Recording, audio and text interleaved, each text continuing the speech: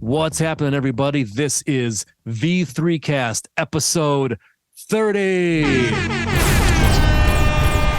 What do you know about that, man? We made it to 30 episodes. 30. That's right. I can't believe it. I love it. We love doing this podcast. We are the band Voyager 3.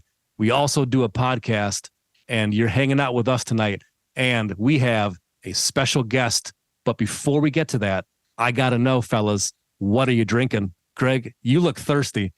Well, that looks spooky. What is that? I've had this on the podcast before, so it's a repeat, but it's worth repeating. I don't really generally like dark beers, but I think in the last podcast I said this one from Floyds. If you can find the variety pack that has backmasking in it, plus it's highly satanic. That's right. Look at that. Perfect for Halloween. Right. Nice. So I feel like go Twin get yourself Temple. Some backmasking. Yeah. I don't you feel like Twin Temple puts that on their rider? We have to have backmasking. That whole tour, that whole Danzig tour puts that on their rider. Yes. Danzig does. I don't think Danzig drinks still, but I'm sure some of the other guys do. And Behemoth and Midnight, that was the most satanic tour I've been to maybe ever. And God bless them for that. That was great. I see what you did there. I got a little Shiner Bock here. One of my favorite beers, and one of the coolest old school yellow labels with the little ram there. Can you see that ram? No, there's the ram. Oh yeah. Aaron, is that satanic too? I think it might be. Oh, rams are always satanic. Yeah. I think so. That's all right though. It's all right. There you go. With that. All right. It's Halloween, man. It's what is today? October 3rd, October 4th. Yep. We're in the Halloween season, fellas. That's right. We're in the spooky season, and I love it. What you got, Steve? I have a clearly Canadian cherry, fresh cherry. And look, there's all the moisture on the bottle. It looks so good. Let me crack this open and see if it makes some good noise. I hope you could hear that. That was beautiful. Let's see how it tastes, because I haven't had this one before. Clearly Canadian's always been great. Hey, Steve. I haven't had one in years. It tastes like I'm eating cherries. Why is it so good? Steve, if I may, it has a good taste. Yes. Yeah. Wait, I'll demonstrate. Let me see. It has a good taste. Shout out to Uncle Bill. Yes. All right. Well, let's get right on to our special guest, a Detroit legend, Vinnie Dombroski.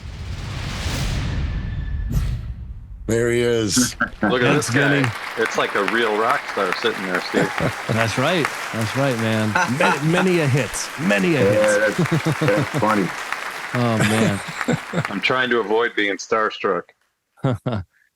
Vinny, how you been, man? Good. Sponge has had a real good summer, and we've managed to keep really busy. And it's encouraging because we've seen a lot of young people starting to get into the 90s music. So it seems like there's the fans that have been around since we started over 30 years ago, but all of a sudden there's like the kids of the parents that grew up listening to Sponge. Now we got the kids. So it's kind of like a whole new audience, and it definitely is encouraging to see that happen over the last year. That's awesome. So great. Yeah. So awesome. Because the music, even though it originated in the 90s, I've been listening to it a lot lately, getting ready for this, and it's not dated whatsoever. Like, it's timeless. It's great rock and roll. So yeah, it's great that new generation is coming into that for sure. Yeah, they feel it. It's so strange. My youngest son, he's 13, and he immerses himself in the early Metallica music with Cliff Burton playing bass. Yeah. And he plays bass, and he really works hard at it. And I asked him one day, is there any new bands that you love to listen to? And he really just and I didn't introduce him to Metallica. He found Metallica. He seems to have his own bands that he listens to, but obviously Metallica going all the way back to 1983 or something like this. But it seems like the older rock seems to resonate with a lot of younger people. Hell yeah. That aggression, I think, is appealing for sure. Really just raw aggression. Yeah. Awesome. Well, speaking of your son and finding music and things like that, I think this is a perfect way to ask you, what was a song or an album that made you want to write and or perform music? What's something that really struck you back in the day? I always go right back to the, and of course I was interested in music. I was playing music, but I think what really struck a chord with me back in the day was the David Bowie Diamond Dogs album. And I do believe Mick Ronson was still playing guitar for Bowie. And there was it wasn't like, crazy Yngwie Malmsteen style guitar playing, but there was something very raw about that guitar playing and the use of the guitar and the use of feedback and the style of writing, not to mention the style of rock and roll that David Bowie was back at that time. And not to mention, my mom saw the cover of the record. She goes, this album has to leave this house now. It was kind of rock and roll that was working on every level it could possibly work on. Yeah, offending the parents, probably a racy cover. Yeah, exactly. I got you. Loud, abrasive, all the stuff we love, but the parents are afraid of. It hit it. Yeah, hit it on every level. That's awesome. It's a parental advisory sticker of his time, Right. Put that parental advisory on there and every kid wants it. Yeah, I mean, and think about it, back then, there was no such thing that I recall, but we had those albums, and that was definitely one of them that I go, yeah, this shit is working for me pretty good. Yeah, that's great. Very cool. I don't know if I've heard that particular record or not, but now I'm going to check it out tomorrow. I'm going to crank it up and dive in. But it's stuff that, the dance of the ever circling skeletal family. I think that was probably one of my favorite jams just because of the way the guitar was. So it's like Rebel Rebel comes off of that record, but Rebel Rebel was not my favorite song off of that album. You know what I mean? I was more the B-side dude. Yeah. Gotcha. Sweet. That's awesome. Very cool. Yeah. Tell us a little bit about your journey to Sponge, like starting with Warp Drive and Loud House. How did it come about? There was a major shift in music going on that I was just so aware of in the mid 80s. And of course, I got a gig playing drums with a band from Milwaukee, which was Warp Drive. I got that gig from Ben Gross. The engineer. Who owned Pearl Sound, yeah. And Ben, of course, is just produced mixed an insane amount of kick-ass albums. He's had a great career, but Ben in Detroit at that time knew of this band from Milwaukee that he was recording and asked me to come and work in the studio with the band. And then eventually I got out on the road with the group as well. But, it was definitely kind of like a hair metal thing.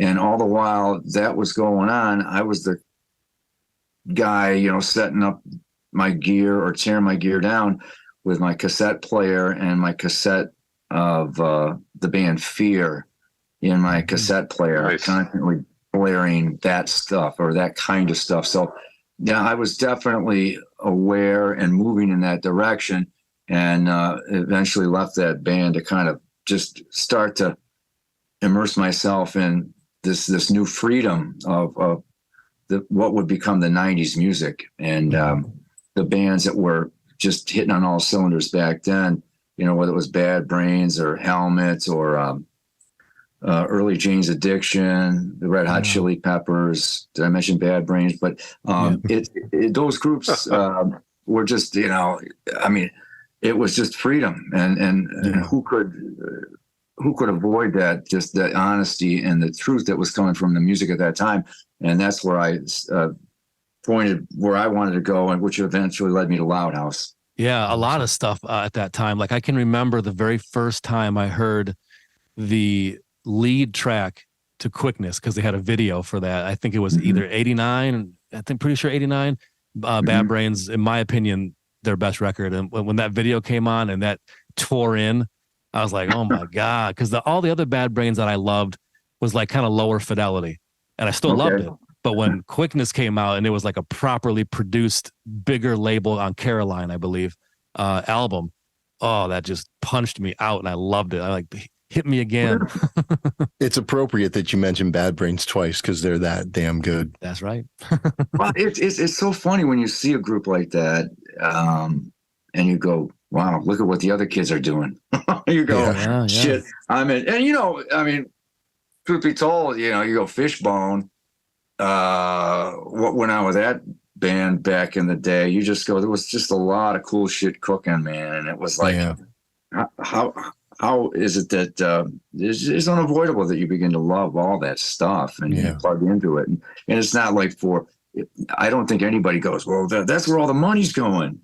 And that's what the labels are doing. They're signing these bands. I go, I'm not sure what they were doing back then, but it sure was fun. Yeah. Right. Well, and I think the music listening audience was ready for a change. Hair metal had had its time, and obviously they were looking for something a bit more honest, and that's where those bands sort of gained a foothold, with the most obvious being Nirvana. But so you mentioned record labels, so that's a good segue to our next question here, which is, so how did the Sponge record deal come to be? We had the underpinnings of our business still is kind of intact after Loud House. And I think the group, Loud House, recorded a second record. We were on Virgin, recorded the first album. We were dropped after that first record was released. We were hell-bent on making a second record, and at that time, we pretty much completed it, but Kenny, the singer, decided that he had enough. He didn't want to do the Loud House thing anymore, and he split. And I did participate in the writing, and we started to look for a singer. But since we were writing, working in the studio, I'm like, I'll sing this shit, I'll just get in there and sing it. We'll continue to look for a singer. But at that point, though, we started to progress so quickly. We started doing shows and recording more. And like I said a minute ago, because we still had the underpinnings of some kind of management that kind of got us in the door to have some labels look at the band. So, we were up and coming band, playing a lot of shows, recording on our own dime. And when we got those demos into the hands of our management, they were like, yeah, this is cool. And they started to circulate those demos. Loud House actually had a deal. I didn't realize that. So that kind of helped momentum keep going. Even after the first record and the second record didn't materialize, there was still enough momentum going, basically. Yeah. And even after we got dropped by Virgin, that second record I thought was so good that had the band stayed together, we would have had no problem getting another deal. I was like, this shit, but only because it's like, we just loved what we were doing and it sounded kick-ass and we're having a good time doing it. And I go, that's all the right reasons for shit to work. And I felt that it was definitely, any one of us could have quit. We could have said, forget it. After the band got dropped, we could have gone, that's it. I don't want to do this anymore. But I think everybody, aside from Kenny, had a lot of interest in creating music still. Did they basically, when you started singing in the studio and you started playing shows, they're like, well, you're the singer now? Is that how it happened? Like, that's your job? It was working, man. It was working, and I think people believed it, and it just seemed like everybody had that. They had faith, Mm-hmm. and they had commitment. And when you got that, and you got some songs, it can work. Hell yeah. For Was sure. that your first time singing in a band, or had you done that earlier? I mean, I would sing behind the drums. I'd play and sing a song or sing something I wrote behind the drums. But yeah, to be out front, that certainly was the first time. Awesome. Well, it was meant to be because you're one of the best frontmen I've ever seen. I mean, I know in an interview we shouldn't be like praising you and stuff, but I mean, you're the man, Vinnie. I've been saying that for years. Vinnie's the man. You're one of the best frontmen I've ever seen. So there you go. I'm just going to say it. Break the rules of the interview. There you go. It's true. I appreciate that, Aaron. I really do. It's so funny though. Anymore I go, my kids come out to the gigs, and recently they've been out to the gigs, and the more I like move on stage, if I see myself doing that, like in a video, I go, God, it looks like some 6-year-old guy moving around on stage. So I've kind of pared the moves down a little bit. I've just reeled that in a little bit and tried to be like a cooler elder statesman. So, the explosive rock and roll moves are kind of put on the back burner because it's just like you just go, looks kind of silly. That's only in your head. That's funny. Our kids are our toughest critics, by the way. That's very true. Very true. This is true. Oh my goodness. Right on. So then that brings upon then obviously the debut Sponge album, which was called Rotting Pinata. And so one of my questions would be, were a lot of the songs already written for Rotting Pinata because you guys have been kind of transitioning from Loud House to Sponge, or when Sponge got a deal, did you go, okay, let's write a record? And then you kind of formulated those songs in the studio with that intent? Yeah, good question. And I'll start the answer with this. So we recently worked with War God, a label, to re-release the first Sponge record and the second Sponge record. And the second Sponge record, the Wax Ecstatic record, they were so cool. They got our A&R guy from back in the day to do the liner notes. And in those liner notes, our old A&R guy, Pablo, he goes, you have your whole life to write your first album, Yeah. And I saw that. I'm like, we didn't have our whole life to write that record. None of those songs were Loud House songs, first of all. Okay. Not a one. We were writing ferociously. And even without a deal, we had half of our first album recorded. Plow was done. The song Plow was recorded and done before we even had a label get involved. We would go out to the loft in Saline, Tim Padlin. I could call Tim, at 11 o'clock at night. He'd go, okay, come on out. And we'd go out there and we'd just start recording. And it was just a great environment to do that. So those songs were all written really fast. And Joey and Mike, the guitar players at that time, would just have cassette tapes full of guitar riffs and ideas. And I would just tear through everything.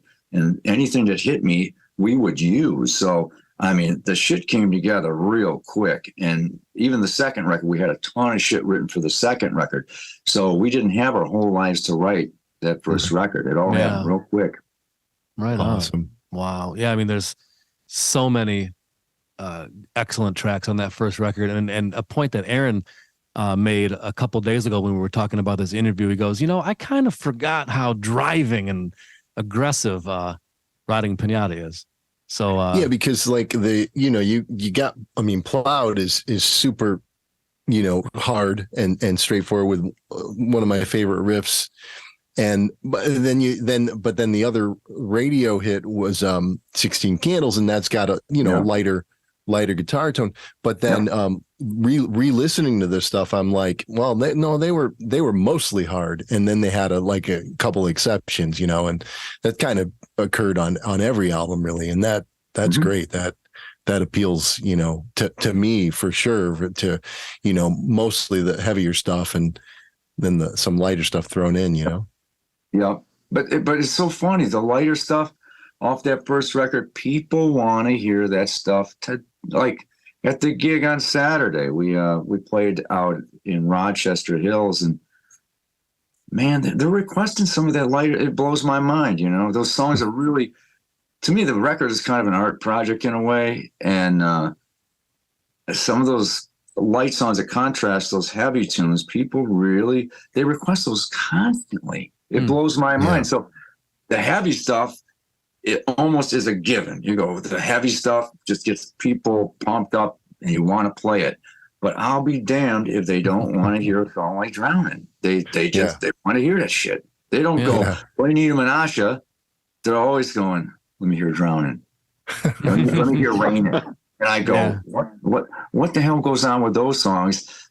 What's so special? I can't even tell you what's so special about those songs. Yeah. That's interesting. Yeah, I mean, maybe there's just like with Raining, that kind of guitar arpeggio with a lot of the verb on it. It creates a mojo, man. That's one of a kind. So maybe they're attaching with those textures. I don't know. You're right though. Sometimes it's a mystery. You chase that. It's best not to chase it. It's a great balance overall, the light and the heavy, Yeah, man. And that's the kind of thing with those guitar arrangements and the kind of stuff that Joey and Mike wrote.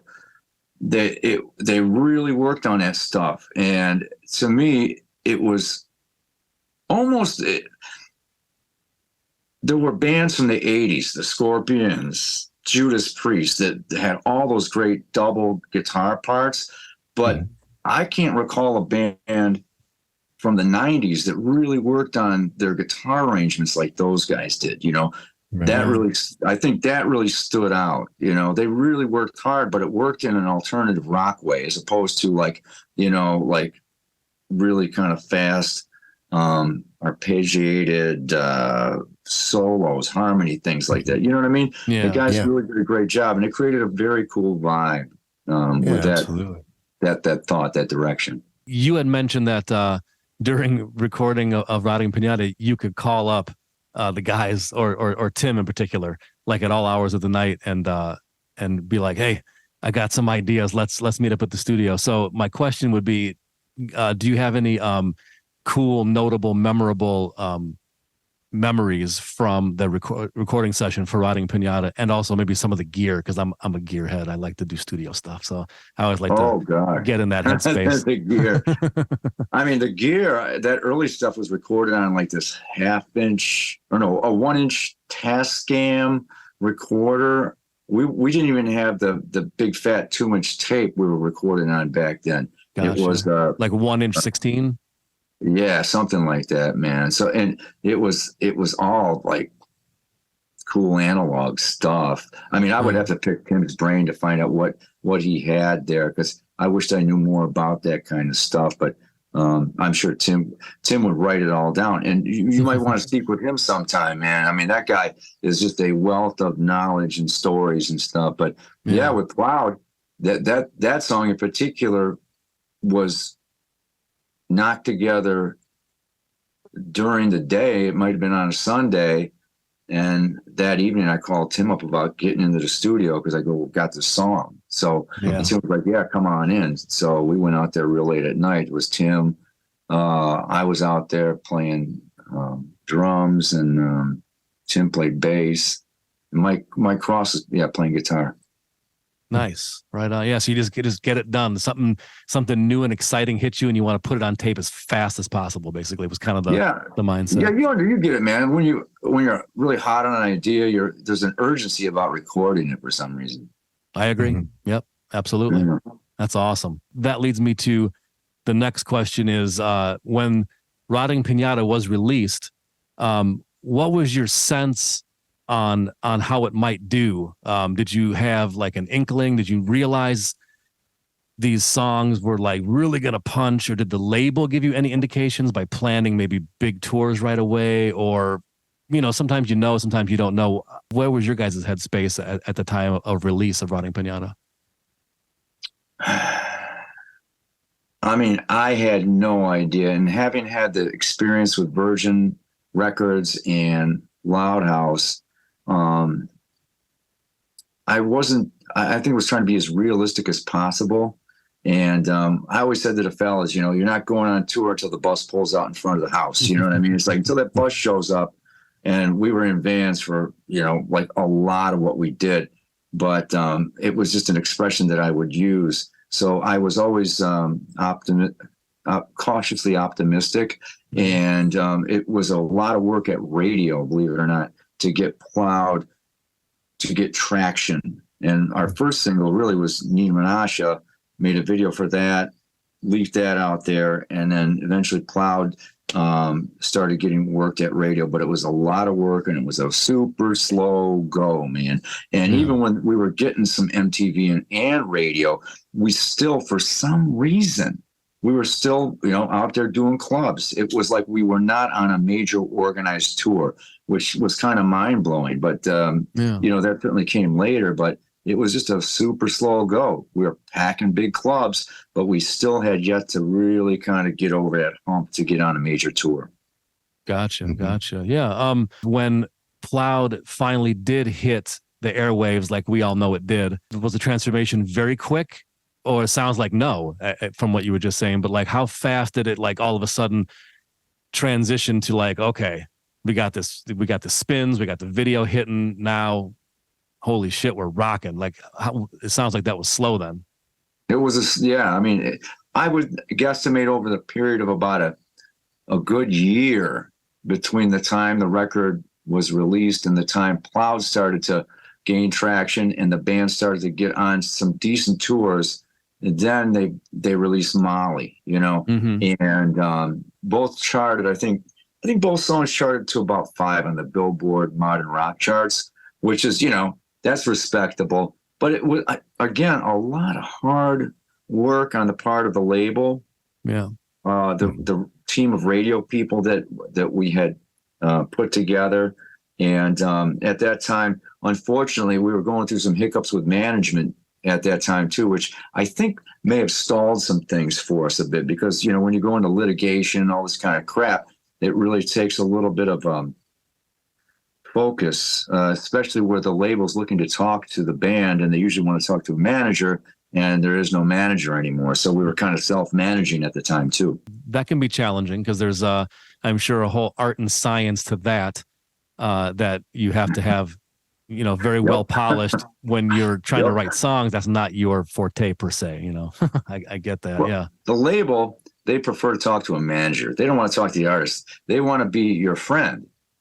And they want to tell the manager the kind of business shit that needs to be said. They don't want to tell the artist the business shit. You know what I mean? Again, they want to be your pal. They want to come and hang out and have a beer. And that's always a lot of fun. I wanted to throw in a question about Plow. Sometimes lyricists don't like to talk about what a song is about, but I figure, it's been quite a while, so it's not going to like ruin anybody's perception. But when I hear that song, I feel like it's about maybe not necessarily, probably not getting signed, but just kind of devoting your life to music. Is when you say Plowed into the sound, are you talking about music or are you talking about something completely different? Especially the first verse. It's will I wake up some dream I'm in? No, this is reality. Like we're doing this shit for real. Like, is that what was going on there? Or am I off? I love that. I mean, that's a great angle. And that song was written before we had any kind of deal going on. Right. And that I was over on Casino and Sanilac Street in Detroit, and my boys were, really young. And of course, all the stuff going on in the city, there's a certain level of desperation at times, and the city of Detroit is always, it's given me a lot and it's also taken a lot too. And that song is like the background of what was going on in my life in that city at that time, whether it's a combination of things like the St. Albans Street Massacre or any of the other stuff that we were exposed to back then. The shooting at the Foundry, when you think about those kind of moments in time, and I'm going all over the place as far as like the timeline, but it's just like living in the city of Detroit. To me, that is it. It's like the soundscape for me. Absolutely. Cool. Yeah. Good to know. Hey, so before we move off of Plowed, you have to know I'm a huge Howard Stern fan, and I don't know if you listen to him as much as I do, but Howard Stern claims that one of his favorite songs of all time is Plowed, and he talks about it like he'll bring it up whenever he can. So hats off to you on that, first of all, because he's like the toughest critic there is. And I sort of a follow-up question on that, because I'm a fanboy of Howard's, What was it like being on his show? Was that a surreal moment for you? I mean, that's got to be a pretty intimidating format. Well, without a doubt, yep, for sure.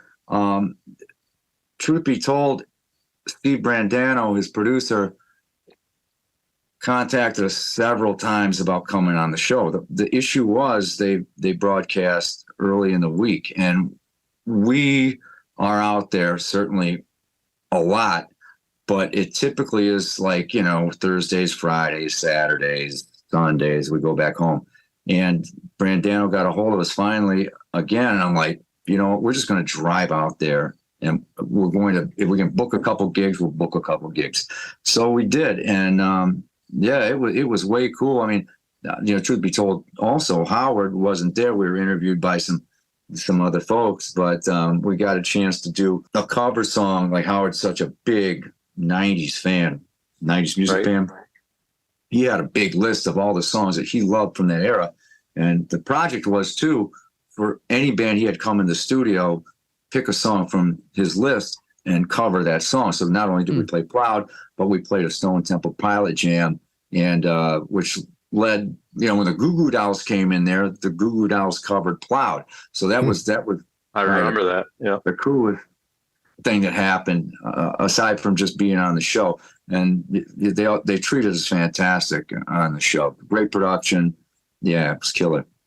And that was really cool too, because I remember the Goo Goo Dolls from the Metal Blade years. Not a lot of people remember that Goo Goo Dolls were on Metal Blade, and they were actually more of like a hard punk rock band, and like very melodic. Before, let's forget about all the very mellow soundtrack stuff that they did later on. But like, the Goo Goo Dolls, we still talk about. I think it's called "Hold Me Up." My friends and I used to love that record, and so to see them do "Plowed" was super cool. And like I said, to have a song that Howard holds in such high esteem, you're in rarefied air there, my friend.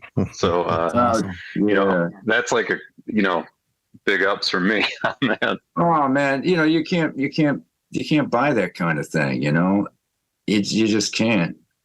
It's organic, which I go, I can't explain it. The only thing I can think of though with Howard, though, I think back, like, from what I understood, Howard grew up in a heavily integrated neighborhood, and a very urban, integrated neighborhood. And maybe something resonates in that way with him. Sure. Yeah, like a sort of Detroit parallel there. Yeah. Yeah, right on. So to close out Rotting Pinata, you had mentioned that once things got rolling really good and you got the traction with multiple singles and everything like that, obviously the tours got better and bigger and more organized, as you were saying. So I was wondering if you could share a really cool tour moment from the Rotting Pinata tours. And I guess it doesn't have to be the bigger ones. It could be anyone, any era, but something memorable. Well, I think one of the cooler tours we were invited to be on was the first band on for Live and Love Spit Love. And Love Spit Love was Richard Butler's solo band. And I still am a big Psychedelic Furs fan. So to be on that tour with Richard Butler was just huge. And, you meet your heroes and you go, well, what was that like? Or how did that go? But he was a complete great guy, a gentleman, and always would take the time to talk or hang out. And it was just always a big moment for me back then. That's awesome. Very, very cool. Yeah. I know what you mean. You get worried about that. Like, I don't think I've ever had a bad experience, thank goodness, yet, of meeting, somebody that was inspiring to me or looked up to over the years. So thank goodness. But I know what you mean. The potential is there to be like, oh, that sucked. Yep. Right so on. with Wax of Static, was the record company more hands-on with that one because you guys were cooking, or what, did they let you do your thing with that? Good question. They just kind of let us do what we do. When they walked in to check on us when we made the first record, like I said, we were halfway through that record, and the head of A&R came out, and he sat there for a few minutes, saw what was going on, and he was just like, keep doing what you're doing. Mm-hmm. And nobody bothered with us. We had our A&R guy, Pablo Matheson, come out towards the end of making that record, and they kind of left us to our own devices with our A&R guy. And it was the same thing with the second record. They just kind of let us do what we do, man. We just kept on cranking out the shit at the loft. Smart on their part. Yeah, for sure. They did that. Right. For sure, man. It can work great, or it can be a pain in the ass, but they let us do what we wanted to do. Tell us about what it was like to have you seen Mary included on the Chasing Amy soundtrack? How did that come to be, and did that give you guys like a really notable boost that you could sense? Well, it's funny you bring that up. Just the other day, somebody reminded me at the show that was in the movie, because I had forgotten. I was like, shit, that was in that movie? Cool. Yeah. Between the movie, the band video, and the hard work at rock radio, because it never really resonated at alternative. I think it worked better at rock radio at the time. Mary kind of climbed up the charts, got further up the charts than Wax Ecstatic did. Sponge comes up with great guitar riffs, have always done that. Wax Ecstatic is just mind blowing. The constant pounding of wah wah wah wah, and the approach of it with the wah.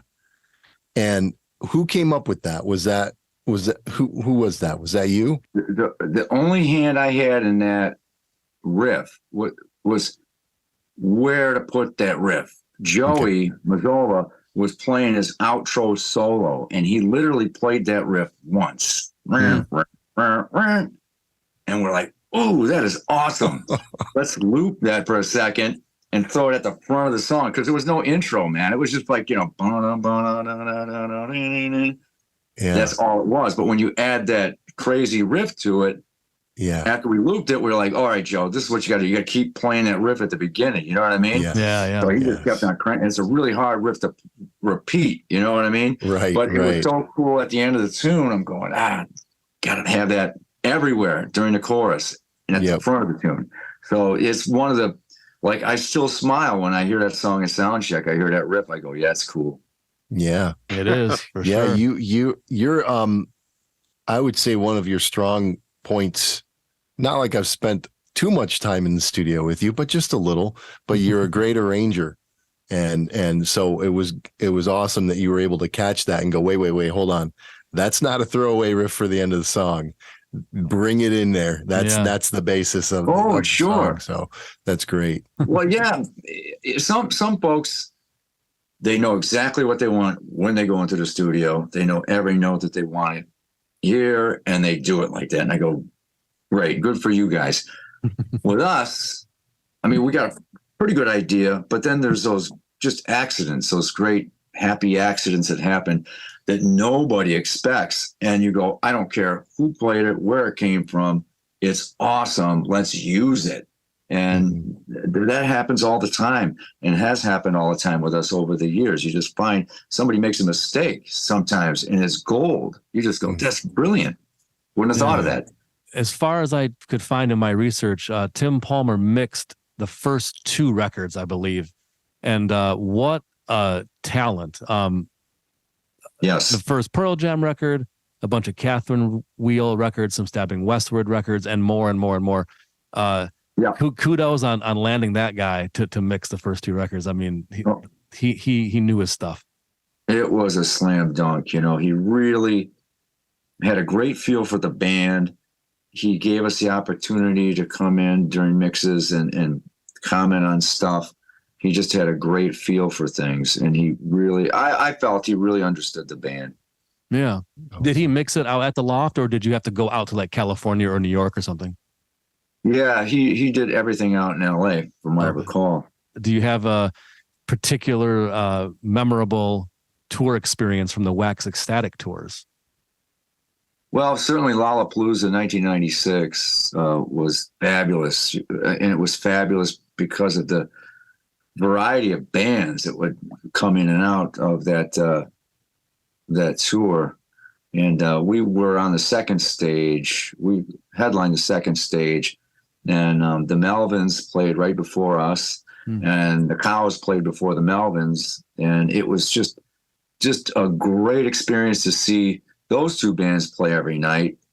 And we always had, and some folks may go, wow, man, the Melvins, they were like the architects of grunge music, and they're playing in front of Sponge. But their crowds were always great with us, and we loved to watch the Melvins, and the Melvins would watch us. And Buzz was always a very, very cool guy to us. But that main stage with Metallica and Soundgarden and different bands just stopping in for a week or so, like the Ramones or Devo or Rage Against the Machine. You know, they kind of had a revolving cast of characters that would come in and play. So to see all those bands, it was just mind-numbing cool. Yeah, the Lollapalooza tours really sort of changed the whole game when it came to concerts. I remember seeing Pearl Jam when they were like, nobody knew who they were. And they were like the band to beat. Like they went out there first, and like Eddie Vedder climbed up into the rafters, you know, they were such a hungry, like aggressive band. And you don't sort of think of them that way now because they got a lot more what I'll call intellectual. But like, man, when they first came out, they were hungry, you know, and like Lollapalooza was just such a great format for people to find bands that they might not know and really like get won over, you know. Like I was won over by Pearl Jam. I was like, who is this band? The singer is like, you know, 50 feet up in the air hanging from the lighting rig, you know. Oh God, when you go look all the way back to like 1991, we saw a Lollapalooza flyer, which was like, you know, it was like Rollins and obviously James. Yeah. And you know, just killer band. You just go. He really had it right, you know. Not to mention like bands like the Butthole Surfers. You know, you just go. It's really introducing people, large audiences, to just fantastic bands.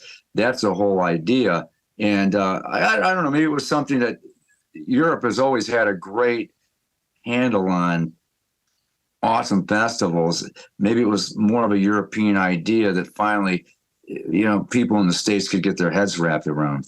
With New Pop Sunday, what were some of the main motivations and approaches for writing and recording that album? Well, that was a major shift in how we were going to operate. And that was the first album that we made without the same team for the first two. And the label felt, and they asked us, they go, we would like you guys to write with outside writers. And I certainly entertained the idea. I was willing to do that. I know there were certain guys in the band that did not want to do that, but I felt if this is what they wanted, I would entertain the idea. But they said, well, if you're not going to write with outside writers, we're going to bring in a different A&R guy. And so they brought in this legendary guy, this John Kolodner guy, which is, you know, John Kolodner has worked with, you know, I guess Journey and Aerosmith, and just a ton of big bands, and they brought John in to work with us. So it wasn't that same freedom that we were just doing exactly what we wanted to do. It was kind of tempered by this larger presence, if you will, that would kind of shape these songs a little differently, writing-wise and production-wise. What was it like working with Kevin Shirley? I know he has some production credit. I'm not sure if he worked on every song or not, but I know he's got a enormous pedigree, as in like all the major Black Crowes records, Rush counterparts, Aerosmith records, speaking of that, and Dream Theater, Falling into Infinity, and many more.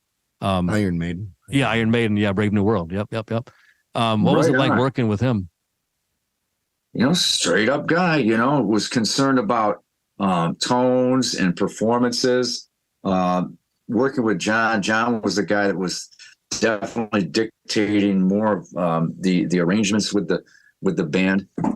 And Kevin was a good guy. He was just great at getting really good tones, and did great mixes. But those mixes were very different than the type of mixes that we were, utilizing on the first two Sponge records, which were more the guitars were more present and dirgier, and New Pop was definitely it was more of a poppy record, man. Yeah. But a lot of stuff was changing at that time, so it was like, we didn't have the success at radio from a song like Have You Seen Mary? I think the label might have felt that we were capable of more of a pop direction with the band that could be more successful. And so I would suspect that they were grooming us in that direction, because we weren't going to get heavier at that time. Yeah. We were getting lighter, but radio was getting heavier at that time. So it was kind of a weird point in music for us. I have a question about kind of that transition, because we have friends that have been in other major bands on major labels and stuff. And I remember this one. It's funny in hindsight, but at the moment, it's absolutely terrible, because that's your life and your livelihood and your passion. But right. He mentioned to us their second record was coming out, and the label called them all to the office to a little hurrah thing, and passing out promos and giving out stickers and kind of that whole thing, like probably the week before your album comes out or the week it comes out. And I remember him telling hearing that the stickers were paper instead of vinyl. So he was like, "Oh shit, this is not going to go good. I think this is our last record." So anyway, I say that to say this is that, was there at that level with like management and the label not talking directly to the artist, as you mentioned earlier, what was there kind of like writing on the wall, or could you sense that something was like not going to be good or whatever type of thing like that, or did you have any inkling of that kind of stuff? When we delivered that record to Columbia that we made with John, they weren't happy with it, but frankly, we weren't happy either. So we made a record that they didn't like, and we made a record that we didn't like. So we're going, well, what do we do now? So at that point, now I'm thinking clearer on it. That's when they said, use outside writers, and I was like, okay, I would entertain that. But some of the guys in the band didn't want to do that. And they were like, well, you can use outside writers and write some new songs, or you can get bought out of the deal. So we started to look around, and we found Beyond Records, and basically they bought us out of the Columbia deal. We finished the record with Beyond and released it with Beyond. But at that time, once again, leading out with singles like Live Here Without You, which was a decent pop track from that record, going to rock radio alternative, where all of a sudden the radio stations are being programmed by consultants. It's very heavy music. That's where everything's going. And that Live Here Without You track was just way too light for radio. So we were just kind of like, we didn't have a track on the record that would represent at radio at that time. So we were kind of in a tough spot. One of the highlights of the album, I love Planet Girls, and I love the chorus. It's such a quirky, kind of strange tune to me. And I was wondering how that came up, especially when you go Planet Girls and a satellite girls, that note right there. Did that come to you, or did you have to work on that? That's a strange note to go to, but it's the crux of the song for me, because I know here it comes, that weird note. Not weird, but how did that happen? Do you remember that? That's kind of detailed, but well, it's funny when you sing that melody, you go, "What chord is that?" I think it's an augmented chord, and to this day, Andy Padlin, who's been with the band, 20 years easy right now, he says there are no augmented chords in successful rock songs. Oh my goodness, that's funny. That's funny, right?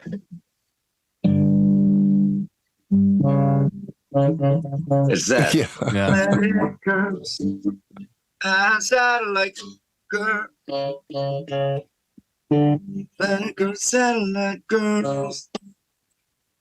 Yes, it's that. Rock bands don't utilize that crap, and that's probably why the song didn't take off, right?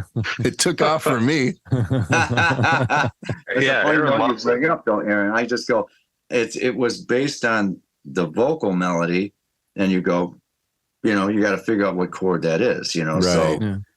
I think that's some augmented dude, but yeah, I like this conversation because we've never really focused on Planet Girls ever at all, especially that note. And I've always liked that song because of that. And to even play it live, it really goes over well. It sounds good with a band, even with that weird note. But it was just, I always thought, God, it could be a single. And nobody ever jumped on it as a single, probably because of that note. And by the way, when the labels come in and they squash ideas like that, man, I'm against that. So you go put all the weird notes in there that you need to, and just know that at least 3 people will buy it. Well, you know what? I got to tell you, the only gauge I've ever had is how stuff makes me feel. That's it. I go, how is this working? And that's it. So you live or die by that. It's that's kind of it. I don't know why some people like certain songs. I wish I did. I know that there are some bands that people talk about that, they write with a formula or something like that, or they just kind of recreate the last hit song they had, which I go, it's probably pretty smart, but I just couldn't do that. That's also why you get mad respect, for sure. Absolutely. And drop from label. Oh, yeah. I suppose that's also probably likely in the cards. Right. I hear you. Leading up to that statement would be, what led to the initial disbanding of Sponge after the New Pop Sunday kind of era? Wow. By then, I believe Tim Cross, our original bass player, he had left the band. And then probably in late 1999, maybe early 2000, that's when his brother, Mike, left the band. So we were kind of in a weird spot, but there was a lot of stuff in a weird spot back then from what I recall, Yeah. I think Soundgarden was kind of calling it quits for a while, and the Pumpkins might have called it quits for a while, and Alice in Chains was just kind of not doing anything anymore. And it was a weird time of music for a lot of those bands, and it was a weird time for us. But Joe and I kind of dusted things off and started touring with a new group of guys right around that time anyway. We just went out there and started getting out there on the road and doing dates again. So there wasn't a lot of lag time, but the band definitely appeared to have fallen apart for a minute, and then we got it back together. In that little bit of time, you were up to other awesome stuff. One of them would be the Spies for Darwin project. How did that come to be? We were managed by Sponge was managed by Susan Silver, who managed Alice in Chains and Soundgarden, and I think it was like Chris DeGarmo and may have reached out to Sean Kinney and Mike Inez about demoing up some songs. And then my name came up regarding writing and singing on some of these demos that they had. Was there ever any touring with that, or was that more so like a studio project? Yeah, just a studio thing. I would have loved to have made a complete album, but I think maybe we did like 7 songs, did an EP. And then, of course, I remember when Crud came to be, and that was an awesome time. You guys were making a lot of waves with the kind of high energy show and just heavy, super heavy, a little tuned down. Stuff and just really cool vibes. To tell us about the inspiration for Crud. There were a couple of those tunes like Meat Detonation. I thought Glue. There was a song called Glue that eventually made it on a Sponge record. That was written during that Spies for Darwin period. but it was stuff that, like, I think it maybe tried to introduce it to the band, but the Spies for Darwin thing didn't gravitate towards that. And it was some things that I've been thinking about for Sponge as well, but it just didn't fit Sponge. So it's like those real heavy things. Again, Beat Detonation, Reality, definitely not Spies for Darwin, definitely not Sponge. So it necessitated maybe putting together a different group of people to perform those songs. Yeah. I mean, nailed it. I mean, it was all leather, black leather, and fucking attitude and volume. It was heavy and it was naughty. Yeah, it was so naughty. And let the star of the show was always Danielle. Right. Like she, I mean, I can't say enough about how great and just total kick-ass professional she always was, man. And still is. And it's just, I always have a great feeling when I think about the gigs that we had done together and just how great she always was, man. She was always spot on. She was always ready to do a great gig. Mm-hmm. And she would always bring, you go, it's going to be great, but she'd always bring just a little bit more to it. You know what I mean? Like a Halloween severed bloody hand she'd hold, things of that nature, Yeah. I mean, it's just funny, like we were talking before one gig we did in Grand Rapids one time.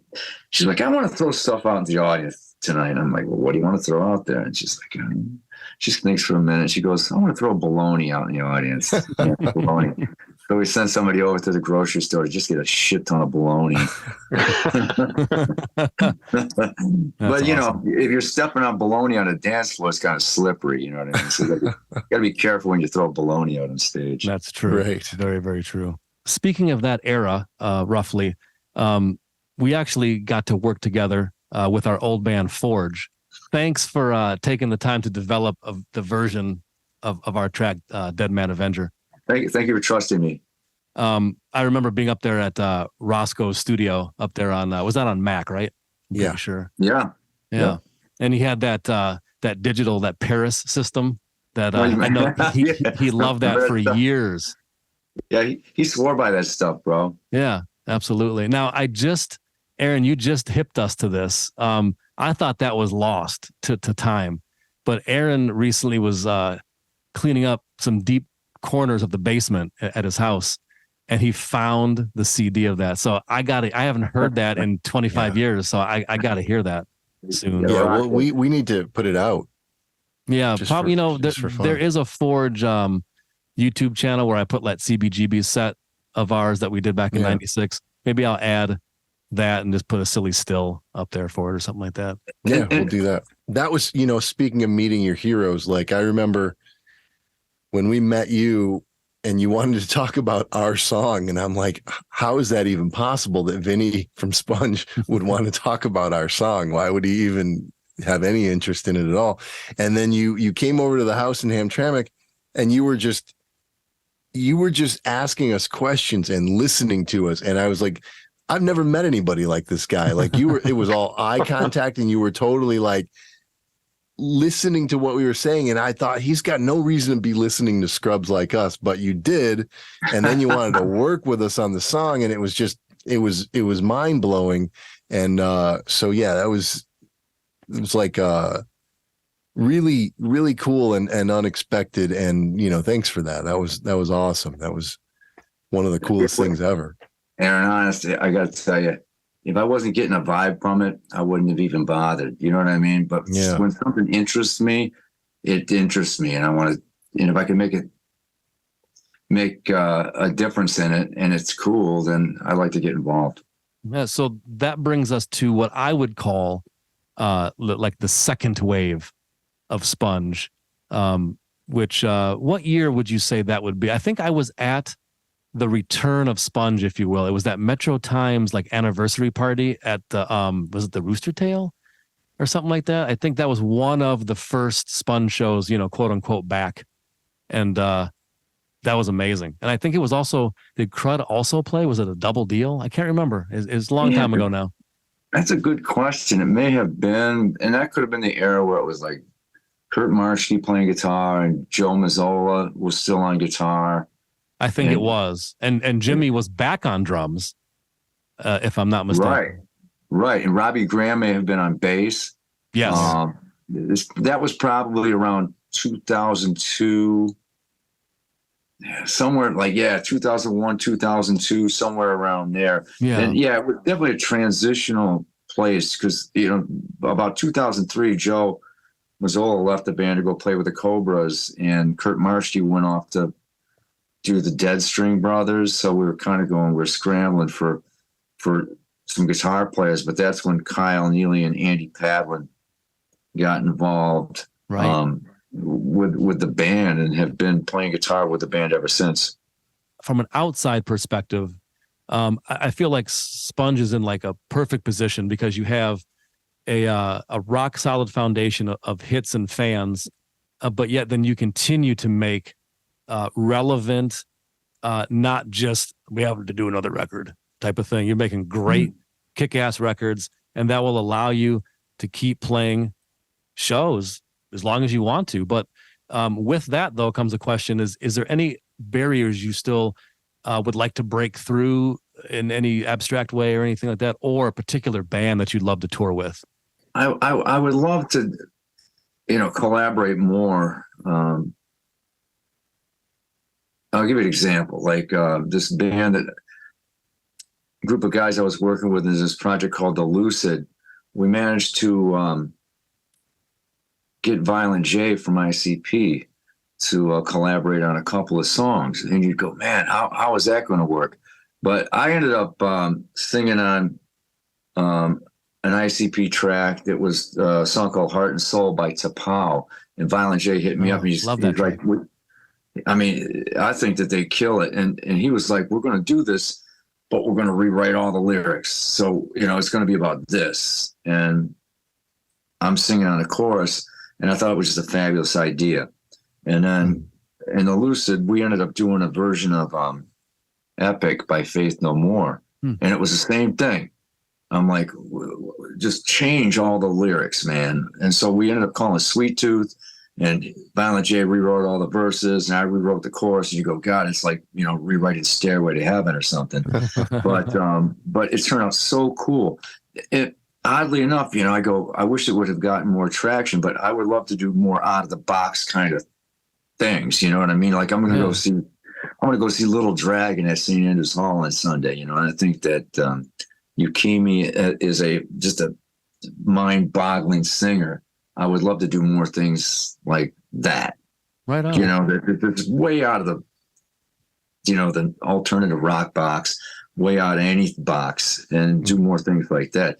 Country always interests me, but just to do things that are just way out of the box would be just killer, whether it's Guitar Wolf or whatever, just anything cool. Very cool. Or rappers for that matter, You played The Gathering of the Juggalos, so it's funny because I sort of have an ICP tie-in in my family now. The way I tell Steve and Aaron is like every second or third family event, Shaggy Two Dope will be there. So like he's such a fun guy to be around because he's so he's just oozing personality, right? He's just one of those guys. And he always has great stories. And so anyways, like because of that, it's been toyed, like my brother-in-law has toyed with the idea of like, hey, we should really get you guys, we should get Voyager 3 to play like the psychedelic tent at the Gathering of the Juggalos. So, I think I'm suspicious of this question, but I think it's on here because we're testing those waters. We want to stick our toe in before we get too far down into committing to that. So I guess, the question reads, what's your experience at the Gathering of Juggalos and how'd that go for you? Well, I thought it was a win. As soon as we drove up, we were presented with our very own golf cart. And I go, man, we got our own golf cart. We can do anything. Yeah, you've arrived. So that was a big plus, man. But I think for the fact that they've always been good to us. I've done a couple of different events with them. I recall doing something with them at L Club downtown, and they've always been very kind to us. So I think the audience has been exposed to Sponge in the past, and certainly there's that concern: are we going to get pelted with shit? Like bottles or rocks or shoes. We've been hit with all this shit before, but the audience was just great to us, and we played a pretty solid 45-minute set, man, and they were pumped up.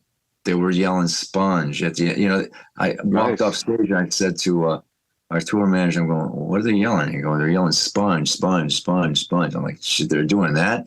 And that was way cool. That's great. That's great to know, for sure. You and I, Vinny, have actually worked another time together with your album Stop the Bleeding. I directed 2 music videos on that record, Fade from View and Coming from the Rain, which won a Detroit Music Award, by the way.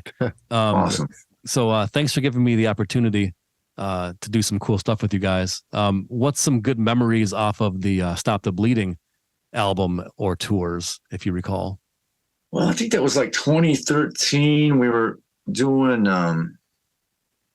Summerland with Everclear. That was like the major tour we were on with the release of that record. So we had a little bit of a platform to promote that album. And by the way, you did a great job with those videos, Steve. That was a lot of fun, and they turned out killer, man. They turned out killer, and there are definitely some favorite songs of mine and favorite videos of mine too. And good memories from the videos too. Making the videos, and you worked your ass off. That was fun. Right, and I certainly we appreciate that. You killed it. Thanks. But yeah, the tour. The 2013 tour, Summerland, it was just an organized tour. Live was on that tour. Everclear, Sponge. I'm trying to think who the hell else was on that tour. I can't remember. But was that all sheds basically across the country? Yeah, for the most part. Nice. Yeah, for sure. Hopefully, you got some good barbecue on some of those craft services. I don't know, bro. It was just getting out there and. I think we were sharing a bus with, some other band, but it was good to be out there with a new record and being out there and on a proper tour, and a great way to promote it. And at the time, the label was called The End, and they were doing a pretty damn good job at promoting that record. But still, the challenges of getting new music on the radio, they will always want to play the old shit. They want to play Plow, they want to play Molly. But as far as like, okay, here's Coming from the Rain. Right. You're Fade from View, the space for new music is just tiny, so anybody with new music, any band from that era with new music, it was like falling on deaf ears half the time. I mean, take Led Zeppelin. If you were basing your experience with Led Zeppelin on what's played on the radio, you'd think they'd have 3 or 4 songs. Right. Yeah, exactly. Well, without a doubt. But, you're always going to hear that stuff. But now there's no real alternative radio, so you're going to hear Pearl Jam and Led Zeppelin, Stone Temple Pilots, the Smashing Pumpkins, and AC/DC. I know. It's all like the same shit now, Right. Yep. Right. Yeah. It's all wrapped in. In this second wave of Sponge, as I'm calling it, what is a favorite album of yours that you could note? Like, for example, for me, when I was researching this episode, I really thought the Beer Sessions album was just really kick-ass, because to me, that one has a little bit more than normal, like guitar textures and effects pedals going on, and it kind of just grabbed my ear even more than other stuff that I've heard. So that one sticks out to me. But do you have a favorite or a notable one? I mean, that's definitely one of those records. Going back to For All the Drugs in the World, I thought that was a real good effort. The Beer Sessions album was in 2016 was one of those records. We decided we were going to go old school Sponge, which was like, we're just going to record. We're going to write and we're going to record a song every day. So in the morning, here's the song. Here's how it goes. Let's get a bed track together. Let's get a scratch vocal together. By about 1 o'clock in the afternoon, we got the bed track done, all the rhythm parts done. we're doing a few takes of vocals, and by happy hour, we're doing guitar solos. And that's the day. And then we move on to the next song. It's the same process every day. Old school. You're just going to go in, not overthink anything, going to go in and play some rock music. And that's how that record went down. And I would love to make another record like that. Just, it's an old school style sponge way of doing shit. Yeah, awesome. Yeah, you're right. Yeah. You get a different mojo when you think of things. I'll just use this term, less precious maybe, and don't overthink it like you said. It's a different attitude, a different formula, and definitely creates a different vibe. Very, very cool. You're right. I like that, less precious, because sometimes, you think your precious idea has got to, it's just like the thing you hold in your hands and it deserves this precious treatment. And it's like, nah, this is going to, we're just going to drill this shit home, man. That's it. And that's why the record was fun to make. And I still like listening to some of that shit, Yeah. That's awesome. Yeah, absolutely. We look forward to hearing much more Sponge and much more Crud in the future. And I guess we're going to be at that show. Because you're right. It was just announced at the Crud show on November 22nd. More information coming soon. Oh, yeah. You guys, let me know if you're coming out. We'll roll out the red carpet for you guys. Us scrubs? Come on. We're just scrubs, man. Hey, Vinny, I'll be waiting on my golf cart. I'm going to need that to drive around your show. There you go. Have a golf cart right there on site for you guys. That's awesome, man. You can spend your time on the golf cart, driving around downtown Wyandotte, and then you drive right to the backstage area of the District 142. There we go. Dig it, man. That'll be it. We'll be there. Yeah. Well, thank you so much, Vinny. You guys are fantastic. It's always good to see you. Let's grab a beer sometime. All right. Thanks again, Vinny. We really appreciate your time. Keep on rocking, and we'll see you soon for sure. Thanks, Steve. Thank you, Aaron. Thanks, man. Thanks, Vinny. Once again, we want to say thank you very much to Vinnie Dombroski for that really cool behind the curtain interview. He had some great insights and some great stories. He's just a talent, a legend, as Aaron said earlier. Thanks again, Vinny. We really appreciate it. And we want to thank all of you guys for watching V3Cast. If you dig our podcast and if you dig our band Voyager 3, give us a like and a subscribe. It helps us out. And until the next episode of V3Cast, keep on rocking.